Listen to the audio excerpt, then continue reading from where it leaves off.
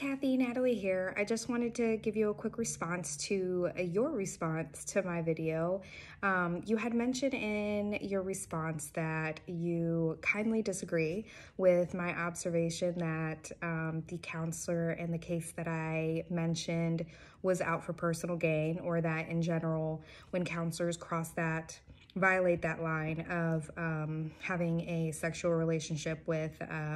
their client, it's not due to personal gain. You know, I would like to also kindly disagree with your response in that counselors are subject to impairment. Therefore, it leads them down this path where they violate this code. While I do agree with you that counselors in general are subject to impairment, especially substance and alcohol abuse counselors, because of the amount of cases that they're often given, especially as you mentioned in your video that, you know, when there's an uptick in those types of cases where there's a lot of, there's an uptick in drug abuse or alcohol abuse, that is really put on counselors, and they're subjected to having lots of cases, or a huge caseload, especially in your situation where you have experience in that. I disagree that, you know, in the case that I wrote about, that was particularly the case, in that, just to give you some context, the individual in the case that I mentioned during my video blog, he just gained his licensed graduate counseling license, and the individual had only been training as an alcohol and substance abuse counselor for about a month and a half. So while, again, I don't have the experience that perhaps you may have in a situation where there's many cases or a huge, you know, case or workload, this individual had only been practicing for a month and a half, you know, which tells me that it seems like there was a lot more that was going on for him personally, that had to do with him making the decision that he made to violate that ethical standard. And to kind of back that up, if you ever look into the case that I had referenced in my video, the individual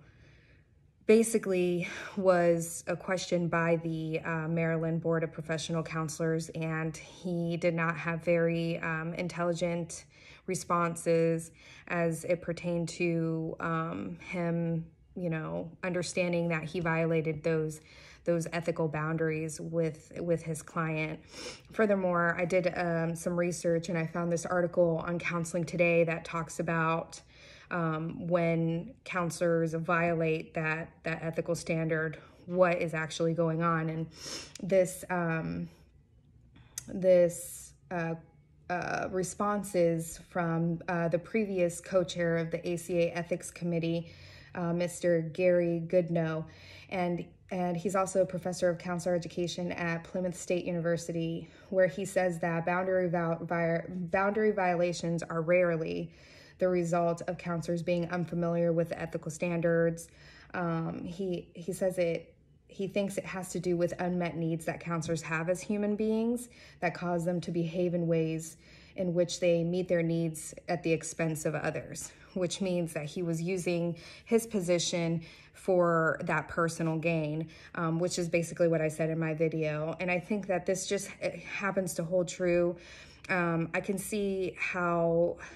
your response, you know, in counselor impairment may be, you know, some of the reasons why these counselors or some counselors decide to violate that standard. But given the amount of training that we get, the amount of time that we spend on ensuring that we understand what ethical standards are of us as counselors, it's really hard for me to really understand how impairment would lead to a violation of the ethics, you know, a month and a half into practicing. But that's just my 2 cents, and I appreciate you responding to my video. I hope that you have a great night.